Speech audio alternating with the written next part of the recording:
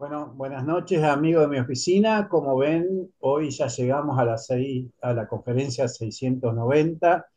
Nuestros objetivos se van cumpliendo paso a paso y por supuesto que no vamos a parar hasta la 1000 y seguramente que después de la 1000 vamos a querer seguir planteándonos nuevos objetivos. Bueno, hoy voy a presentar una segunda parte de la charla del otro día acerca del impuesto nacional a los residuos. Recuerdo un poquito lo que hablé la otra vez, de que las leyes de la ley de sellos de la República Argentina incluyó entre sus impuestos fijos y luego más adelante escalonados, el impuesto a todos los recibos de dinero. Es decir, las facturas que entregaban en los negocios, en los comercios, en las industrias, siempre y cuando superaran determinado mínimo valor, debían pagar un impuesto que no era muy elevado, pero esto hizo que todos los recibos durante muchísimo tiempo, desde 1884 hasta 1962, llevaron su respectiva estampilla de impuestos. Con ese motivo, lo que sucedió es que las empresas, los comercios, las industrias en general, utilizaban una gran cantidad de sellos fiscales y, por supuesto, compraban planchas de sellos para tener disponibles cada vez que tenían que facturar. Muchas de estas empresas, como vamos a ver hoy, para evitar que esos sellos fueran utilizados particularmente, es decir, que le fueran robados de alguna manera, las marcaban con sus denominaciones, como esta que vemos acá de Productos Mumú, que ya vamos a presentarlo más adelante, pero que nos ilustra lo que era, ¿cómo se llama? Esto de marcar los sellos con la propia marca. Y una de las primeras preguntas que surge en este aspecto es, bueno, en realidad esta actividad de marcar los sellos con las marcas propias de las empresas, las industrias, etcétera, es algo similar a lo que en correo sucede con el tema de los perfils, es decir, los perforados que utilizaban las empresas para identificar sus sellos y que no pudieran ser utilizados por particulares. Entonces, una primera pregunta que surge es por qué en el caso de los sellos fiscales, en su mayoría aparecen más bien con marcas de este tipo, como vemos acá, un sobreimpreso, y no perforados. Y tuve la suerte de encontrar un artículo en el Boletín de Correos y Telégrafos del año 31, que de alguna manera nos da la pista. En este caso se trata de, ¿cómo se llama?, del Banco eh, de Italia y Río de la Plata, que había solicitado al correo que en vez de hacer un perforado le permitiera hacer una marca tipográfica.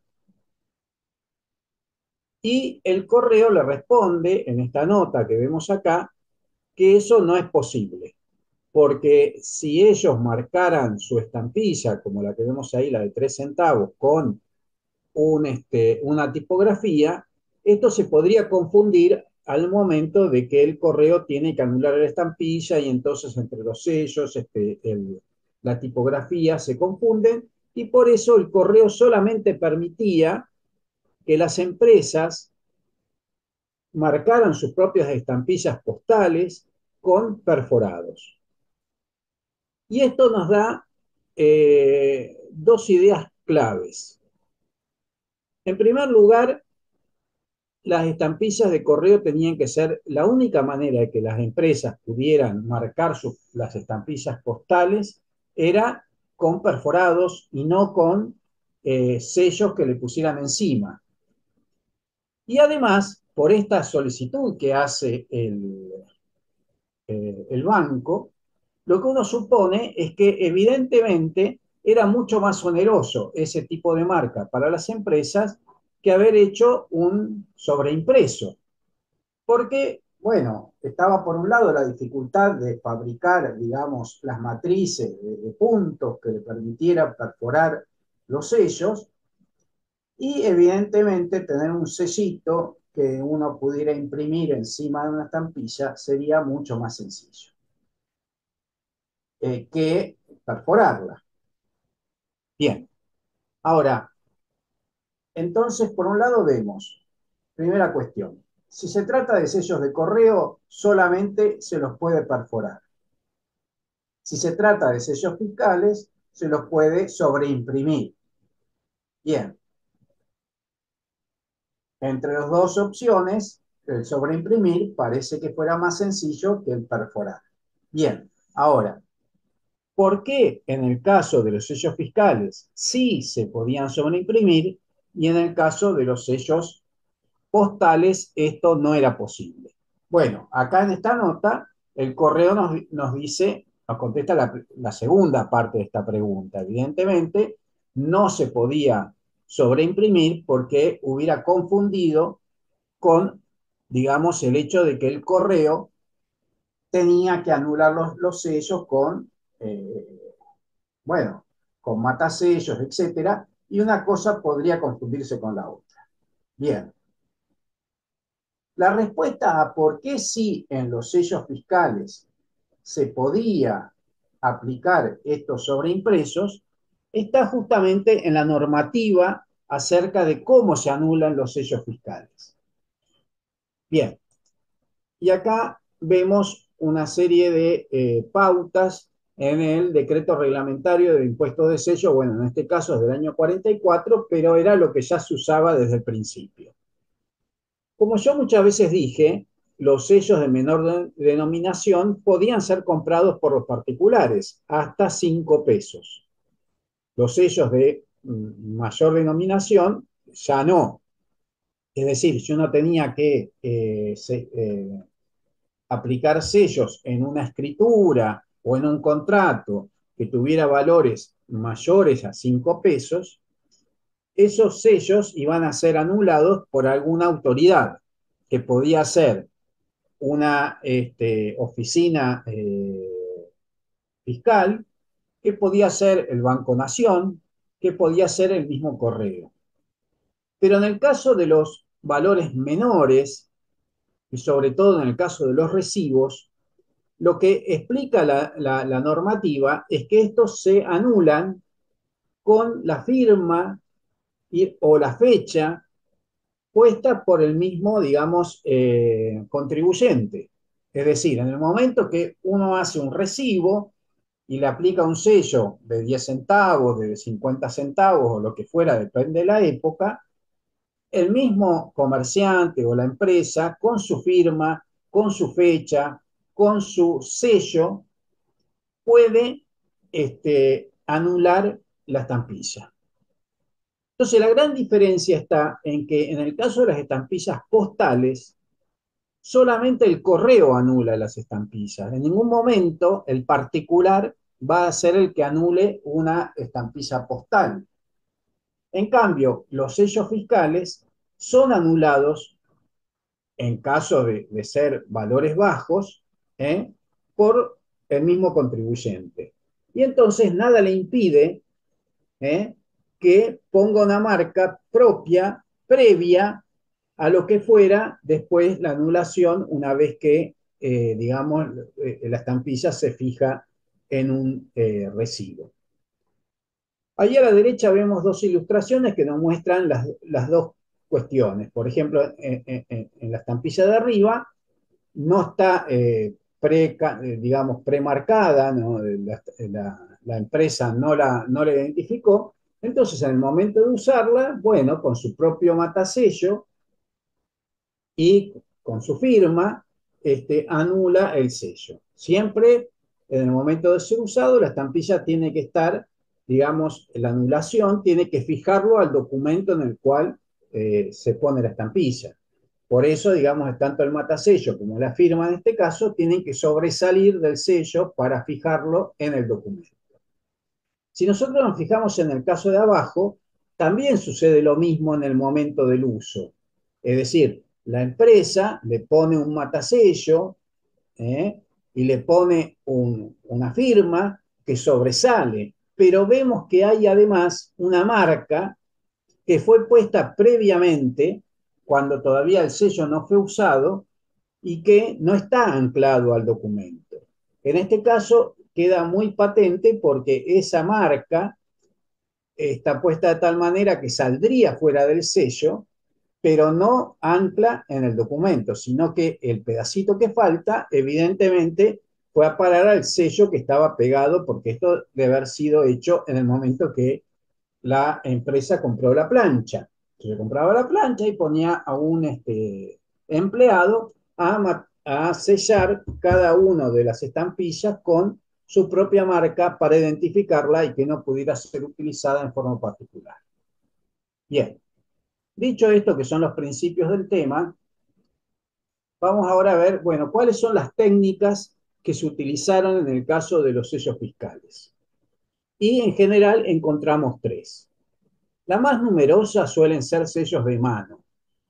En este caso, por ejemplo, este sello de mano que vemos acá de una empresa que se llama Coveco, que no pude identificar, este, está bastante clara, pero vamos a ver algunos ejemplos donde realmente casi no se lee lo que dice. Algunos son muy descuidados, ¿eh? Las empresas menores, las más chicas, utilizaban esta técnica porque era muy sencilla, o sea, se mandaban a hacer un sello de goma, digamos, para ir marcando cada una de sus estampillas. Una técnica más sofisticada, más elaborada, es la impresión tipográfica, como en este caso una empresa eléctrica, ¿eh? Que como todas las empresas eléctricas, después vamos a ver muchos ejemplos, tenían un uso masivo y por lo tanto les era imprescindible marcar sus sellos porque no tenían control sobre la cantidad de sellos, la cantidad de sucursales que tenían, entonces necesitaban marcarlas para evitar los hurtos que podían suceder. Y en tercer lugar, mucho más escaso, realmente yo tengo muy pocas marcas de este tipo, son los perforados. Vamos a ver que en la mayoría de los casos, cuando hay sellos fiscales perforados, es porque la empresa también tiene sellos postales perforados con la misma perforación. Entonces, ya que tiene la matriz de puntos, ya que tiene, digamos, los medios para perforar, utiliza ese que ya tiene disponible. Pero si no lo tuviera, no elige más bien el sobresello, que es mucho más, o digamos, el sobreimpreso, que es mucho menos oneroso. Bueno, vayamos a ver algunos ejemplos de lo que hay. Acá lo que yo muestro es un listado que hice en su momento de la cantidad de marcas distintas que tenía. Por supuesto, por una cuestión de tiempo y de no abusar del público, no voy a mostrar todas, pero en mi listado de hace unos cuantos años tenía 100 marcas distintas, que las fui separando por letras como para tenerlas organizadas en una carpeta. A la derecha lo que hay es una especie de catálogo que armó Ernesto López. Yo siempre lo menciono porque es otra persona que realmente colecciona sellos fiscales argentinos en forma sistemática y con el cual compartimos mucha información. Él hizo una especie de catálogo, como el que acá muestra en forma de ejemplo una hoja, y yo les diría que esos 100 que yo tenía en su momento son solo una parte de los existentes. Yo calculo que al menos deben existir 150 o 200 marcas distintas y que seguramente algunas van a ir apareciendo con el tiempo. Bien, por ejemplo, veamos una. Esta es de la Bolsa de Comercio de Buenos Aires, como vemos, un sello circular puesto a mano, bastante clarito, o sea, se puede leer claramente, y bueno, y otro de otra institución similar, como es la Cámara Argentina de Comercio, ¿eh? Que también tenía ese sello circular con su marca particular. Bien, vayamos a otro caso. Nuevo Banco Italiano. Nuevo Banco Italiano utiliza un perforado, ¿eh? El famoso, bueno, conocido este banco, y como vemos, el mismo perforado que utiliza en los sellos fiscales aparecen en los sellos postales. Bueno, una de las grandes ventajas de esta colección, como van a ver ustedes, la mayoría del material lo tengo fijado en los recibos, con lo cual, digamos, uno sabe perfectamente a qué empresa corresponde. En el caso de los sellos postales, este, yo estuve consultando el catálogo de Miguel Casieles, bueno, Miri y otra persona más que ahora no recuerdo, hicieron un catálogo fabuloso de los sellos perforados postales. Muchas de las piezas se consiguen, digamos, sueltas en las estampillas y a veces no se sabe a qué empresa corresponde. De hecho, ellos tienen un capítulo de empresas desconocidas. En nuestro caso, en los sellos fiscales, la mayoría aparecieron fijados en los recibos, con lo cual uno puede identificar fácilmente a quién corresponde este, ese sello, esa marca, perdón. Bueno, acá una compañía de seguros, la compañía Concagua, Compañía Sudamericana de Seguros Sociedad Anónima. ¿Eh? Bueno, inicialmente, por ejemplo, acá vemos unos sellos del año 56, con una marca Aconcagua Seguros, y luego la modificaron y le agregaron Compañía Sudamericana de Seguros Sociedad Anónima. Eh, Me parece mucho más clara la primera, porque es más simple, más sencilla, creo que, digamos, comunica más que la otra, por ejemplo, en este caso casi no se ve. ¿Eh? Si uno se fija, por ejemplo, en este caso, cómo se fue poniendo en la plancha inicialmente, de hecho que esta pedacito de marca, si uno se fija, no sigue en el documento, sino que fue a parar a la otro sello donde estaba adherido y que, bueno, después se fueron separando y quedaron así. Con lo cual uno identifica cuáles son los sellos ¿eh? que se colocaron antes del uso de la estampilla y cuáles se usaron en el momento, cuáles se aplicaron en el momento de ser utilizado. Cosa que es fundamental para, digamos, considerar que esto es una marca previa de la empresa. ¿Eh?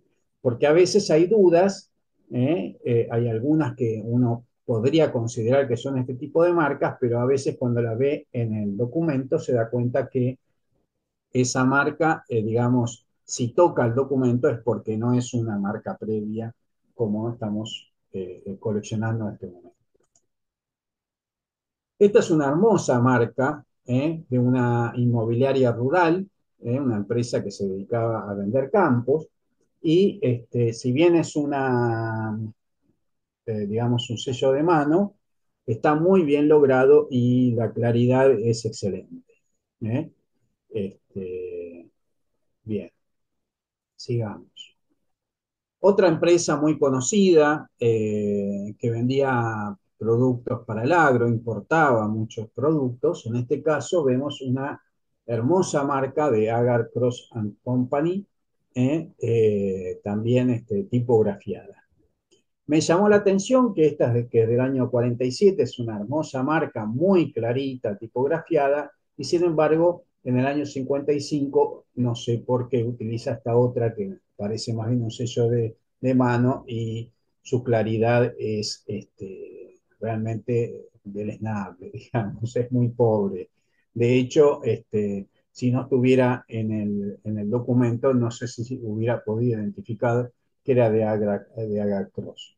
¿Por qué bajó su calidad, digamos, de un año al otro? No lo sé, pero bueno, evidentemente esta es mucho más prolija y mucho más interesante que la siguiente, pero bueno, está y aquí está. Bien. Otra perforada de una empresa importadora de máquinas agrícolas, eh, International Harvest Company Argentina. que como vemos utiliza un perforado en los sellos fiscales y también el mismo en los sellos postales, como vemos el cuadro de la derecha. Esa imagen, la mayoría de las imágenes que voy a mostrar acá de sellos postales están extraídas del libro que mencioné de los perforados de Argentina, de Miguel Casieles y compañía. Bien. Esta es una marca que realmente me pareció muy bien lograda, de una empresa metalúrgica de Cury y Cabau, ¿eh? Muy clarita.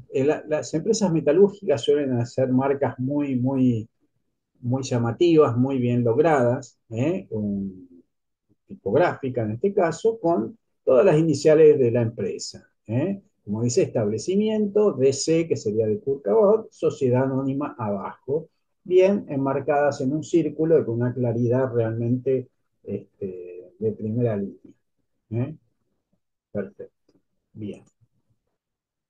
Esta es una empresa que fue señera en su momento, una empresa muy importante de la década del 40, la década del 50 y el 60, Siam Ditela, que incluso, bueno, en nuestro país es muy conocido ese apellido, porque además hoy en día existe una universidad Ditela, ¿eh? Pero Siam en su momento fue una empresa que fabricaba electrodomésticos y en los años 50, 60 fabricó un automóvil, que ahora lo voy a mostrar. Y como vemos también, como buena empresa metalúrgica, sus marcas son clarísimas, tipografiadas y se leen a la perfección. ¿Eh? Acá vemos el famoso Siam di Tela 1500, que se fabricó entre 1959 y 1967. Bien, continuando. La West Indian Oil Company, una compañía petrolera relacionada con eso. ¿eh? También en este caso, como vemos, el perforado que utilizan los fiscales es el mismo que utilizaban los sellos postales, ese hermoso sello de 10 pesos de la Revolución que vemos a la derecha, también la imagen del catálogo que mencioné. Bien. Alpargatas, un producto bien argentino, ¿eh?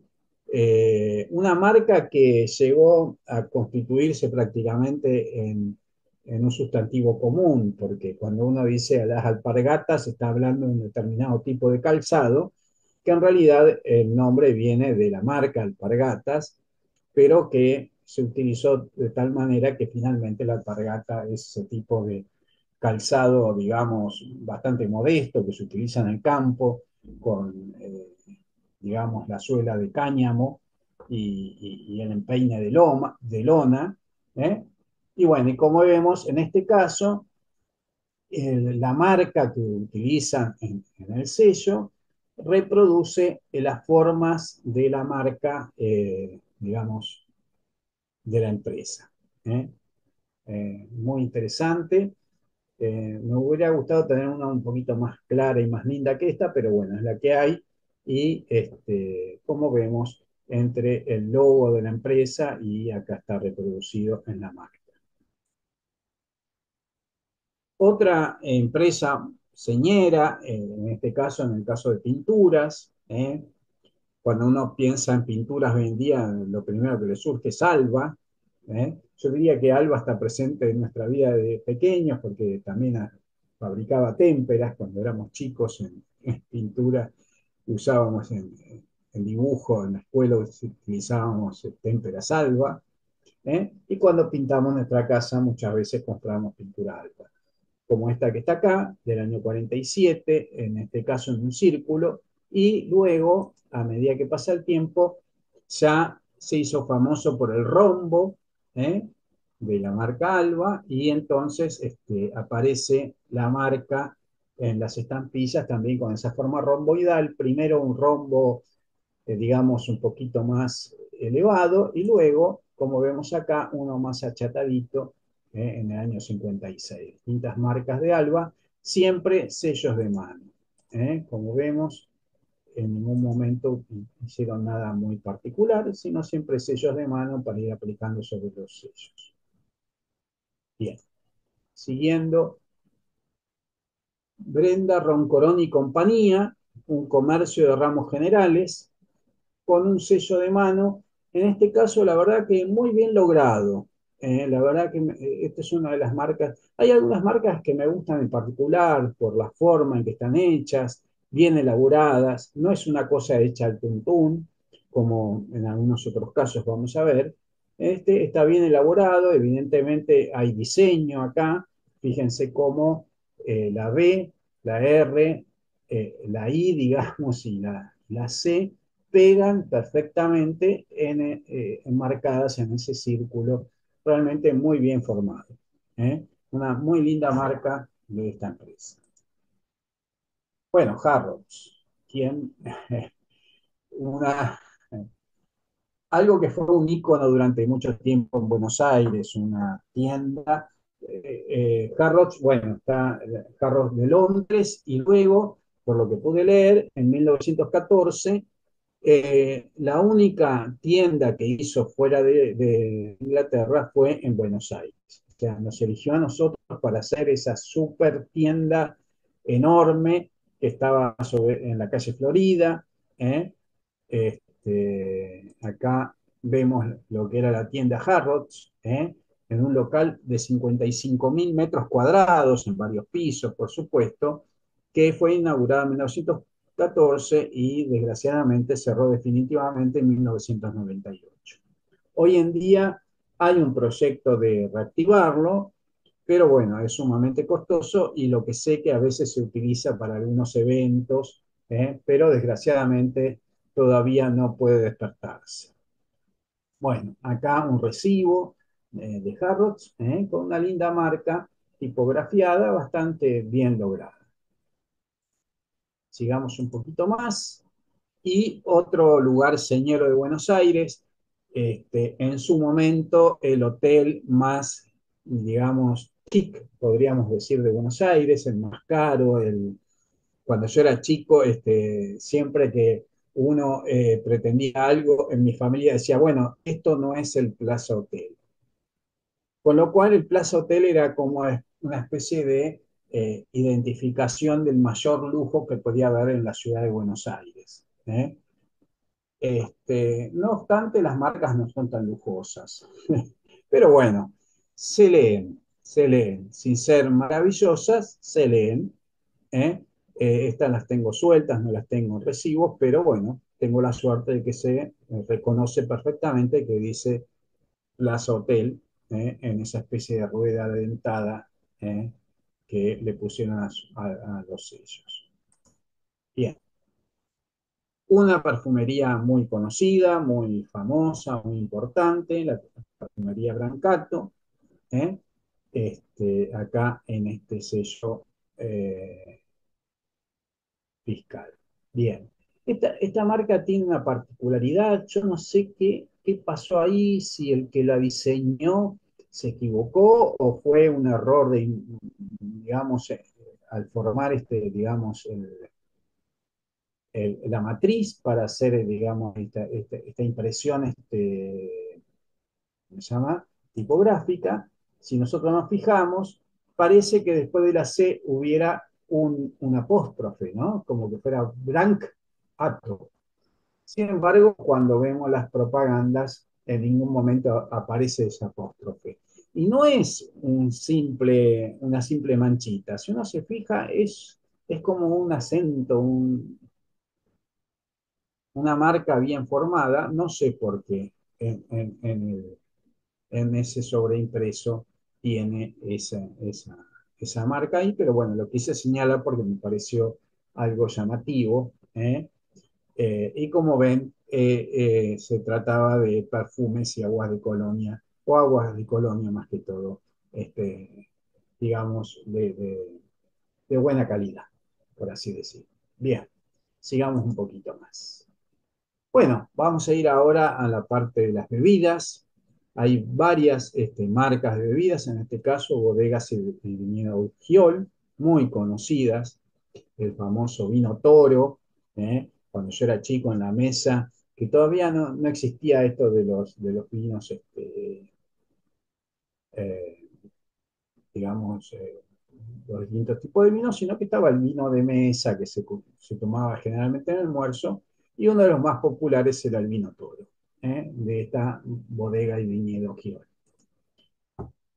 Siguiendo con el tema bebidas, acá la cervecería y maltería argentina, muy buena la marca, muy clarita, también tipográfica en este caso. Y esta no tan buena, bastante borrosa, sello de mano, de Peters Hermanos, con su famosa Ginebra llave. Ahí vemos toda la colección de ginebras que fabricaba Peter Hermanos, y la verdad que hubiera sido digno de hacer una marca un poquito más elegante. Pero bueno, eso era la que tenía y le alcanzaba para que sus estampillas quedaran identificadas. Bien, Sancinena, una compañía que tenía el frigorífico La Negra, me acuerdo cuando era chico el picadillo de carne La Negra, que se utilizaba bastante en los hogares. Eh, Otro frigorífico, Armour de La Plata, conocido sobre todo por sus carnes enlatadas. ¿eh? Bueno, como ven, si uno se fija, ya son sellos de mano, más desprolijos, no están puestos, digamos, con toda en forma, digamos, como que el círculo queda un poco borroso en algún lado, pero bueno, dentro de todo se nota si uno lo lee y por suerte, bueno, al estar en el recibo no hay dudas de que se trata del frigorífico Armour de La Plata. Bien, continuando, Molino Río de la Plata. Este es un caso particular porque tenía sus estampillas perforadas y sin embargo en los sellos fiscales no utilizaba la perforación. Posiblemente le resultaba más práctico a la empresa tener una persona que rápidamente marcaba con las mismas iniciales, MRP, las estampillas fiscales, pero no con el perforado, sino con un sello de mano, digamos, no gran cosa, pero bueno, se lee, se lee. Ahí está. Y acá, bueno, cuando yo lo vi, la verdad que me retrotrajo a mi niñez, porque cuando íbamos camino a la escuela siempre pasábamos por el kiosco y comprábamos los caramelos Mumú, que eran unos caramelos de dulce de leche, cuadraditos, muy ricos y que duraban mucho en la boca. Y de niños solíamos comer los caramelos Mumú, los productos Mumu. Además me pareció muy simpático porque es una marca, si bien es un sello de mano, muy bien logrado en este caso, este, con las letras muy bien formadas. Ahora vamos a ver que son tal cual las letras que utilizaban en sus logos. ¿eh? No tan linda este otro, pero bueno, así es como es. Me llamó la atención porque siempre digo, a veces uno supondría que con el tiempo las cosas se mejoran, pero fíjense este sello del año 35 me parece mucho mejor logrado que este otro del año 40. Pero bueno, qué sé yo, qué pasó con la empresa, que cambió. No obstante, las letras Mumu siguen teniendo cierto encanto parecido al que utilizan en sus propagandas. Acá vemos, por ejemplo, los caramelos Mumu, estos ya son más modernos. Esta es una propaganda un poquito más antigua. Fíjense cómo la palabra Mumu tiene exactamente la forma que tenían tanto en los envoltorios como en, la, digamos, en sus propagandas, etcétera. O sea que se tomaron el trabajo, en este caso, de hacer una buena marca. Yo diría que esta es una de las mejores logradas que tengo, o por lo menos a mí me gusta mucho por lo que significa, digamos, por los recuerdos que me trae de mi infancia. Noel y compañía, otra empresa que fabrica dulces, en fin, golosinas de todo tipo, muy conocido. la empresa Noel, en este caso, un perforado. No encontré un perforado en correo, este, pero bueno, sí acá en sello fiscal. Debe existir, pero bueno, quizás todavía no se descubrió. ¿Eh? Y acá, fíjense ustedes, en este caso, la misma empresa Noel, con una marca de mano muy poco feliz, que se nota muy poco, ¿eh? Pero bueno, ahí está. También a veces uno le llama la atención el hecho de que una marca superior sea cambiada por otra de menor calidad. Pero bueno, vaya a saber, quizás la practicidad del momento, la empresa prefirió utilizar esa marca en vez del perforado anterior. Otra empresa conocida, Nestlé, muy famosa, eh, puedo mencionar la leche en polvo Nestlé, el chocolate Nestlé y muchos otros productos de gran venta en Argentina eh, y seguramente en otros lugares, y con una marca realmente muy, muy pobre, pero bueno, les alcanzaba para que sus sellos quedaran identificados. Y otra empresa muy conocida también de golosinas y delicatessen, que es Arrufat Hermanos, con su dirección, en este caso, dentro de todo bastante clara. Si bien es un sello de mano, se nota bastante lo que dice. Bien, acá vemos la empresa Arrufat, bueno, fue una de las tantas empresas que quebró en su momento y los trabajadores la siguen operando en forma de cooperativa. Eso sucede varias veces en Argentina y a veces sí, digamos, si se llega a un acuerdo, sobre todo jurídico, porque a veces eso trae sus problemas, muchas empresas pueden seguir luego de quebradas trabajando en forma de cooperativas. Otras no, porque, digamos, han sido, digamos, vendidas o lo que sea y, digamos, no pueden continuar en esas condiciones. Bien, vamos ahora un poco al tema de los servicios. Evidentemente las empresas de servicios son empresas, digamos, que tienen una enorme cantidad de facturación y por lo tanto, evidentemente, digamos, el movimiento de sellos fiscales debe haber sido enorme y necesitaban sí o sí controlar eso para que, digamos, no le desapareciera parte de los sellos que compraban, porque evidentemente comprarían planchas y planchas de estampilla para poder, digamos, cubrir toda la facturación que hacían. Bueno, imagínense una compañía de gas en la ciudad de Buenos Aires, la cantidad de facturas que emitiría por mes. Y en este caso, bueno, la compañía primitiva de gas, que ahí vemos un poquito su planta y vemos que fue creada en el año 54. Esta es un sello del año 2930, 1929, con su marca, en este caso tipografiada, muy clarita, muy sencilla, pero muy clarita. Y bueno, la factura que vemos ahí es una factura que en este caso le están, digamos, cobrando a el Consejo Deliberante de la Municipalidad de Buenos Aires. Bien, siguiendo, ahora empezamos las compañías de electricidad. Hubo varias compañías de electricidad en Buenos Aires a medida que fue pasando el tiempo. Esta es la compañía alemana transatlántica de electricidad, con ese sello también tipografiado bastante clarito, ¿eh? De un sello de 1918. Pasando a otra compañía, la compañía hispanoamericana de electricidad, que fue otra de las compañías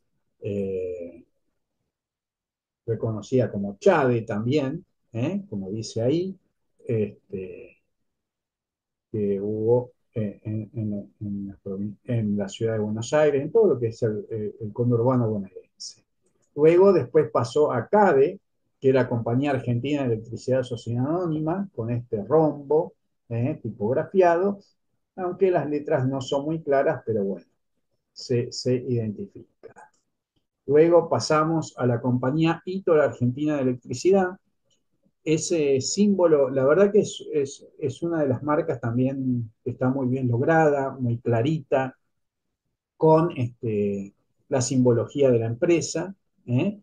Y bueno, acá en una factura de electricidad de, ahí está el año, bueno, si es la R o PQR, estamos en el año 56, 57.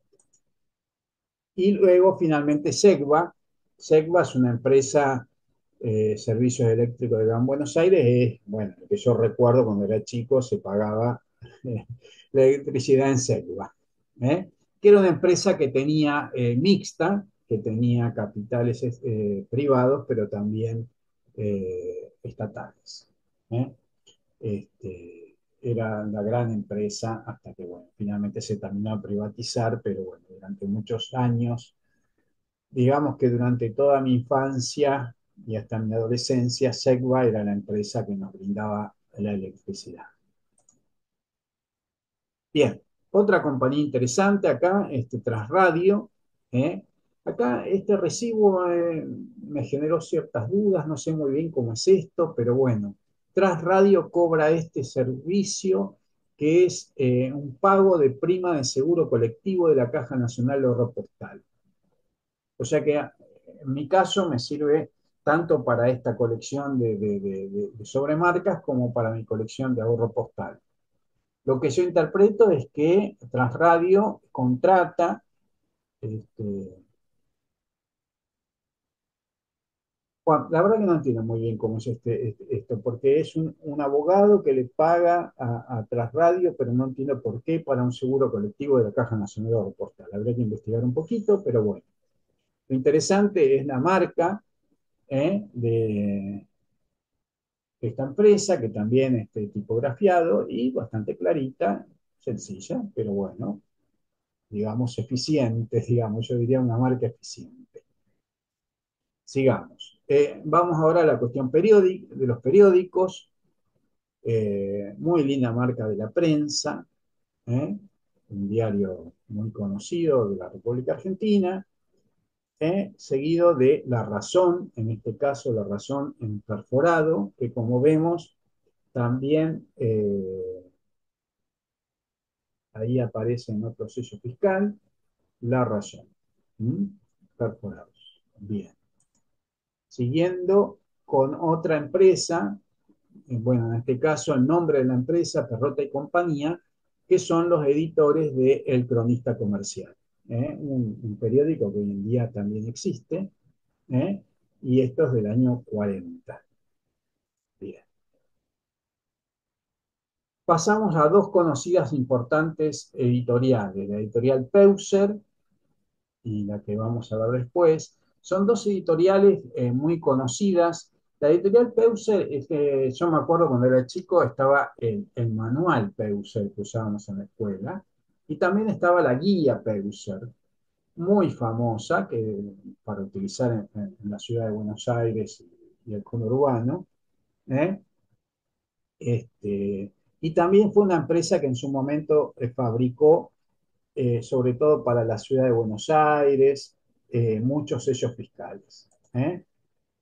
Este, bueno, muy conocida Peuser y otra que yo he mencionado varias veces, que es la editorial Kraft, porque también en este sentido Kraft y Peuser eran, digamos, competencia, porque los dos trabajaron mucho en el tema de los sellos fiscales, además de ser editorial, imprenta, etcétera.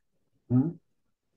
Bueno, y con eso terminamos y les agradezco mucho y si hay preguntas, estamos dispuestos para responder. Muchas gracias. Gracias, Miguel.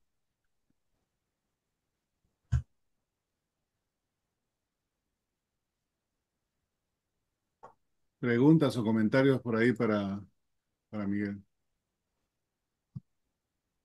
Yo tengo uno. Adelante. Bueno, muchísimas gracias. Muy, muy interesante realmente la charla.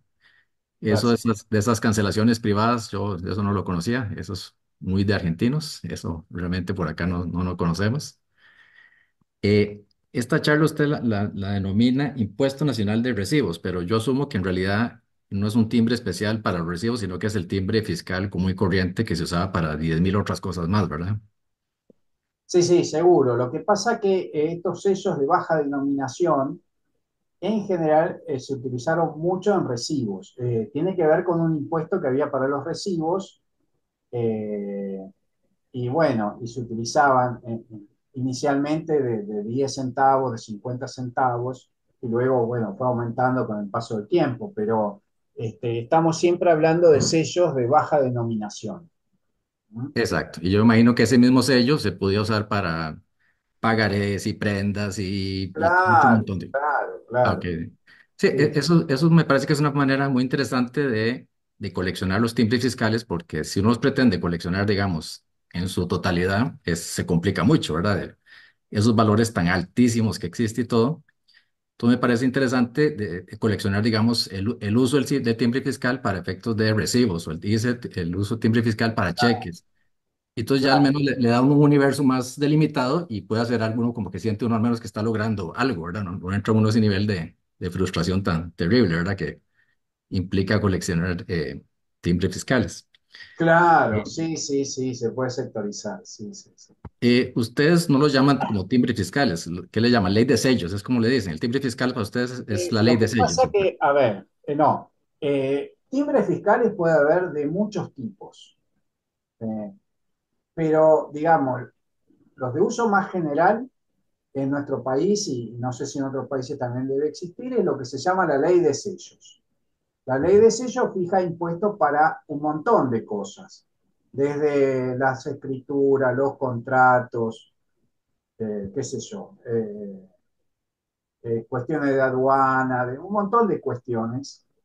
Y, entre otras, los recibos, los impuestos judiciales aparecen cuando uno hace escritos, por ejemplo, a una autoridad competente. Hay distintos, es como una especie de macro ley de impuestos que toma un abanico enorme de sellos, de impuestos que están relacionados con, bueno, con un montón de actividades Eh, humanas. Y eso Sí, se sí. llama ley de sellos. Nosotros tenemos el timbre fiscal, que es el timbre que es un único timbre que va para las arcas del Estado central, digamos, Sí, y están todos los timbres de uso especial que van a instituciones públicas específicas.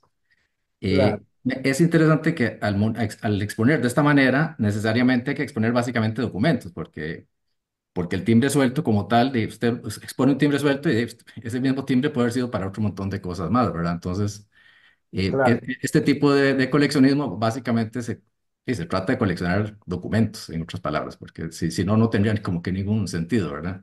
Claro, sí, sí, no, seguro. Yo siempre digo que cuando uno piensa en una colección para armar, para exponer o lo que sea, no tenés nada si no tenés documentos primero. Después Exacto, podés encontrar los sellos sueltos para mostrar cómo eran las series, pero primero tenés que tener documentos para mostrar cómo se usaban, qué eran, qué sé yo. Es como cuando exacto, uno en filatelia postal y tenés que tener cartas, porque si no tenés piezas postales y los sellos Mm, sueltos no te dicen mucho. exacto. Bueno, en esta charla y la anterior no me pareció haber visto ni un solo recibo de particulares. En Costa Rica también los recibos pagaban el timbre fiscal, pero por ejemplo, si yo le cobraba el alquiler a un vecino, en teoría había que pagarle timbre también a ese recibo. O yo le vendía la cocina al otro y en teoría había que pagarle el timbre. Allá me parece que estaba como limitado a las empresas, ¿verdad? Pero, o tal vez no ha conseguido documentos particulares, pero eso es muy interesante porque qué difícil es lograr que los particulares de una manera voluntaria le peguen un timbre a un contrato privado, por ejemplo, o a un recibo privado, ¿verdad? Entonces, eso es la razón que mucha gente no entiende por qué en Costa Rica al menos a los timbres fiscales se les ponía año, porque si uno no le pegaba el año y después tenía que ir el timbre, no le pegaba el timbre y a los años tenía que ir a pelear un asunto en los tribunales, si el documento no venía con el timbre del año que correspondía, le clavaban una multa de 10%, 10 veces el monto dejado de pagar. Sí, sí, sí. Entonces, obviamente la gente se la juega, no paguemos para que estar pagando timbre y nada. pero a la hora de tener que hacer uso del documento en un pleito, lo que sea, ahora sí, papito, pague 10 veces lo que había que pagar. Y para eso es que tenía fecha, porque si se pegaba un timbre que no era el del año en que se firmó el documento, ya no tenía validez ese timbre, ¿verdad? claro. Entonces, inclusive se decía que en San José había un señor que era una especie de filatelista, pero realmente para efectos fiscales, porque él lo que tenía era timbres de años anteriores y cuando alguien ocupaba pegarle un timbre para meter un pagaré a la corte, algo así, ¿y dónde está el señor? Y él decía, ok, ¿de qué año ocupa que le venda timbres? Ah, claro, sí, sí, sí, Y él no cobraba 10 veces, pero cobraba 8 veces, algo así. O sea, él tenía que tener un inventario y no era así que, no, el valor facial no, nada que ver, ¿verdad? Entonces, claro. era un señor Amón, famoso, que no sé si fue como en los años 30, algo así. Eh, entonces, sí, sería interesante ver bien la ley, a ver si ese tema de los recibos de alguna manera estaba limitado a las empresas. O No, yo sé no, que... no, no, no, no, todo recibo de dinero. De hecho, hay, lo que pasa es que, claro, en general, ¿quiénes labran recibos? En general son las empresas, los comercios. Ahora, hay algunos casos particulares. Yo en la presentación anterior, por ejemplo, había para decir un nombre internacional, un fontanero. Nosotros diríamos un plomero Mm, que va a una casa a hacer un trabajo y a mano le hace un recibo, ni siquiera es un recibo formal. En un papel cualquiera, recibí tanto dinero, y le pone la estampilla y la firma y la mm, anula. Ese es un particular. Lo que pasa es que exacto, ¿cuántos particulares hacen recibos? En general, exacto. un particular quiero decir alguien que no tenga comercio, que no tenga industria, que no tenga... Es muy raro que uno, digamos, Sí, una persona haga un recibo. no es que sea raro, es que es el deporte nacional de muchos países latinoamericanos ver que si de alguna manera se la puede jugar no pagando un impuesto, go Sí, for it, como dicen. pero ¿qué situación te imaginás vos de un particular que haga un recibo? No, no, yo sí tengo contratos, pagarés, recibos No, no, pero contratos es otra cosa, porque los contratos pagan ya un impuesto mucho mayor, porque es un contrato paga un porcentaje del valor del contrato. Lo mismo que yo tengo aparte, por ejemplo, pero ya es diferente. Por ejemplo, alquileres, un contrato de alquiler o un contrato de una empresa para hacer un trabajo o una escritura. Pero ahí estás hablando, ahí ya aparecen los sellos de mayor denominación, ¿ves? Ahí ya te aparecen sellos de 1.000 pesos, de 2.000 pesos, no de 50 centavos, porque tiene que Sí, pagar un sí, porcentaje sobre el valor del contrato. sí, sí, Eso, con más razón se busque evadir ese impuesto, porque una no, escritura, sí, una escritura hay que no, inscribirla y entonces si no no es paga, tan no se le inscribe. fácil, no es tan Pero fácil. un contrato de arrendamiento, uno dice, este inquilino, yo nunca, es buena gente, yo nunca voy a acabarlo desahuciando, Ah, no bueno, paguemos no, sí, ningún timbre. Y después resulta que no era tan bueno y ahora sí, 3 años después, desahuciarlo y ahí está el claro, contrato sin los timbres, claro, ¿verdad? claro. No, no, eso puede ser que suceda, que uno haga un contrato de palabra, por así decir. Sí, exacto. Pero Mm, no, muy interesante, muchas gracias. No, sí. no, de nada. Mauricio, Primero, gracias Miguel por la charla, muy interesante. Miguel, tal vez esto lo comentaste al anterior y si lo hiciste se me olvidó y disculpas.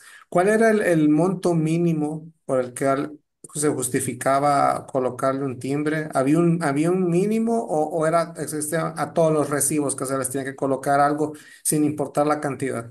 Sí, sí. Yo conté que inicialmente, ¿cómo se llama? Bueno, hay una cuestión con el tiempo, ¿no? Cómo fue Sí. cambiando. Pero inicialmente, en 1884, cuando sale el impuesto, era 40 pesos el mínimo. Ujú. Y luego, unos años después, yo ahora no me acuerdo cuándo, lo bajaron a 20, Ah, ya. para cobrar un poquito más, ¿no? Sí. Y permaneció en 20 pesos durante mucho tiempo. Durante muchísimo tiempo permaneció en 20 pesos sin actualizar a pesar de la depreciación de la moneda. Ah, ya. Pero sí, tenía ese mínimo.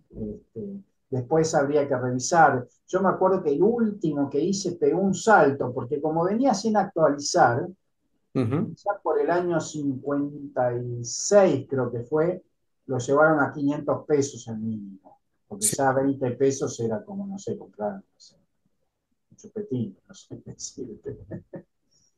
Pero en general fue 40 primero, después 20 y durante mucho tiempo permaneció ese mínimo. Sí. Ah, ya. Perfecto. Gracias. No, de nada. Miguel, yo tengo una curiosidad entre los tantos recibos que has encontrado. Me imagino que también facturas tenían que para tener el timbre y todo esto. Eh, con esas dos galerías filatélicas que hay ahí en la calle Maipú, ¿alguna vez te has encontrado con alguna factura, recibo de algún comerciante filatélico que hay encima, al comprador le haya dado una factura y tenga su timbre fiscal?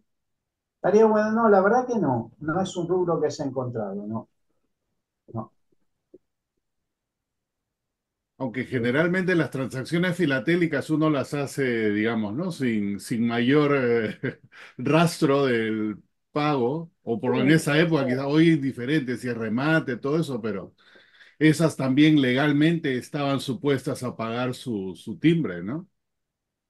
y no, seguro. A ver, si fuéramos por, digamos, por lo que dice la ley, cada venta que haga una casa filatélica tendría que hacer un recibo y pagar IVA. Hoy en día, bueno, en aquella época tendría que haber hecho su recibo con su estampilla, etcétera, etcétera. Pero lo que nosotros sabemos que los comercios, bueno, hoy en día los comercios cada tanto facturan porque alguna factura tienen que presentar, Claro. digamos. Pero bueno, después verán. Acá hay algunos lugares donde, por ejemplo, yo te lo cuento, pero bueno, sucede. Algunos lugares que uno va y tiene un precio. Y si uno le quiere pagar con tarjeta de débito, ya no, pero entonces le tengo que cobrar más caro. ¿Qué me está diciendo? Exacto. Eh, Sí, en Entonces, algunos lugares en México también hacen eso. claro, esas cosas suceden. Eh, lo que sabemos que para la contabilidad, el comercio, algún tipo de recibo legal en blanco tiene que tener. Tiene que tener, lógico.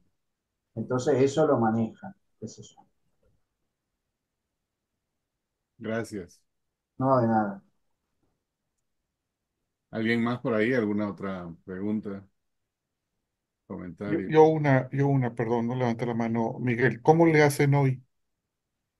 ¿Cómo? ¿Cómo le hacen hoy en Argentina? O sea, ¿cómo le hace el gobierno para los impuestos? ¿Tienen un control digital como en México y en muchos otros países o cómo lo manejan?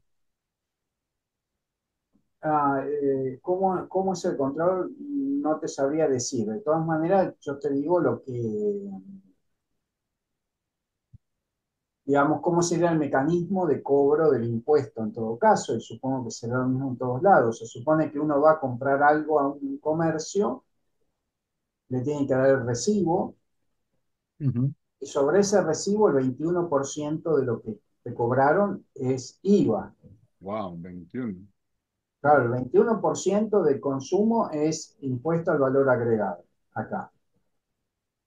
Lo Este, pregunto porque en México hoy las facturas digitales, todas las facturas son digitales, mm, este, están timbradas, se dice, ah, digitalmente.